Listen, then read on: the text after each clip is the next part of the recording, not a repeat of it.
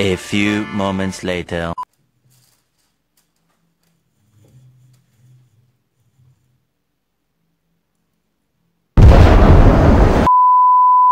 Şimdi Ender 3 Pro bütün malzemeleriyle birlikte kutudan geliyor fakat geliştirebilirsin. Geliştirebileceğin bir 3D printer. Ben de bunu bildiğim için 3D printer için bazı parçalar bastım. Bu parçalardan biri şu. Şöyle içine kendi malzemelerini koyabileceğin, atıyorum mesela şunu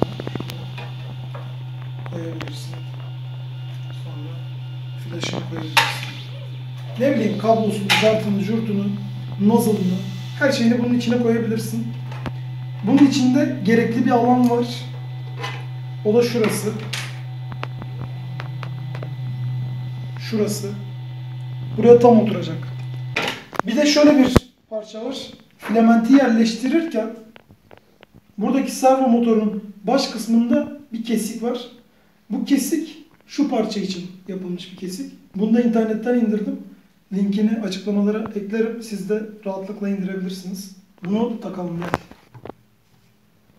Şöyle kendiliğinden dönecek bu. Bir de şöyle bir parça var. Bu bastığım parçalar içindeki favori parça.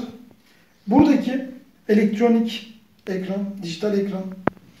Arkası boş. Yani akıma elim temas ediyor. Bayağı bir şey deneyelim.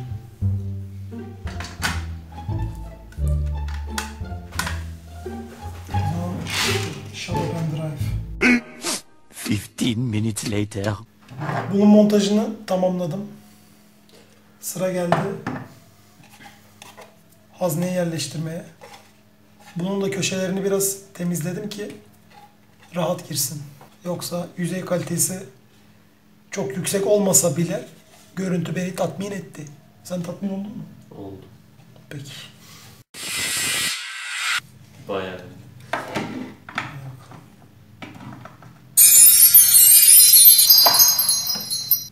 Vay be. Çok güzel yapmadım. Bu arada haznemizi de tabii ki dolduralım değil mi? Buradakileri buraya koyabiliriz zaten. Bunlar burada durmasın yani. Aa, dur. Bunun montajını yapalım ilk önce.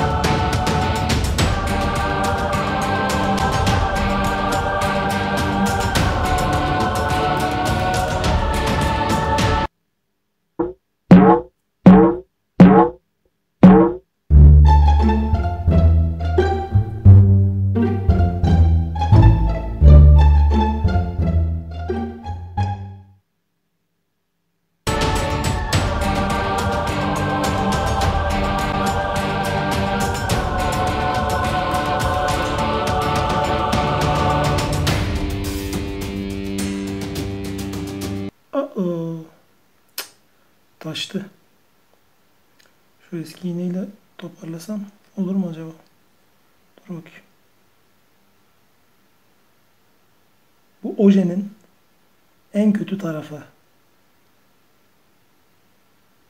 Taşıyor ya.